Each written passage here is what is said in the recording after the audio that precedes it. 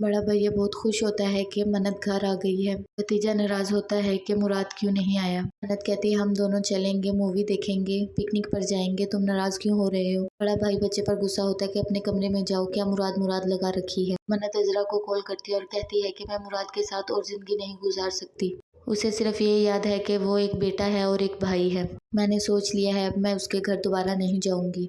अजरा समझाने की कोशिश करती है, मन्नत कॉल काट देती है। मुराद आता है और आकर कहता है कि मेरे दोस्त का एक्सीडेंट हो गया आतिर का, मुझे हॉस्पिटल जाना पड़ेगा। माँ कहती है मैं भी साथ चलूं। मुराद कहता है नहीं नहीं, आप घर पर ही रहे, मैं आपको फ़ोन कर कर बताता रहूँगा। निकी आकर दरवाज़ा लगा लो।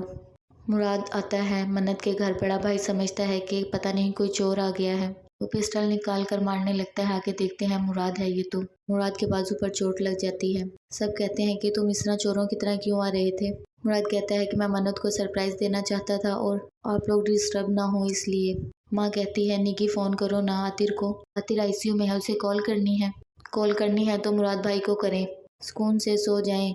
मन्नत की भाभी कहती है कि भैया को एक्सेप्ट कर लेना चाहिए कि मुराद इस घर का दामाद है।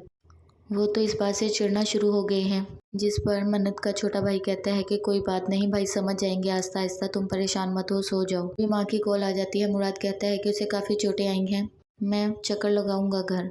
मन्नत को गुस्सा आ जाता है। वो कहती है आज फिर झूठ बोल कर आए हो। मुराद कहता है उनसे सच बोलने का कोई फ़ायदा नहीं, अगर सच बोलता तो वो मुझे आने ना देती।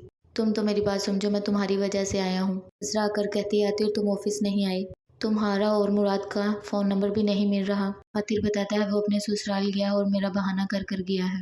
अजरा कहती है कि कितनी अजीब फैमिली है इनकी, मुझे तो कुछ समझ नहीं आता इनका क्या बनेगा। फैसल कहता है कि मैं तुम्हें नाराज़ कर कर कहीं नहीं जाना चाहता, अगर मैं चला गया तो तुम्हारी माँ कहेगी कि तुमने फैसला गलत किया इससे शादी कर कर, फिर कहेगी इसके खून में वफा ही नहीं थी।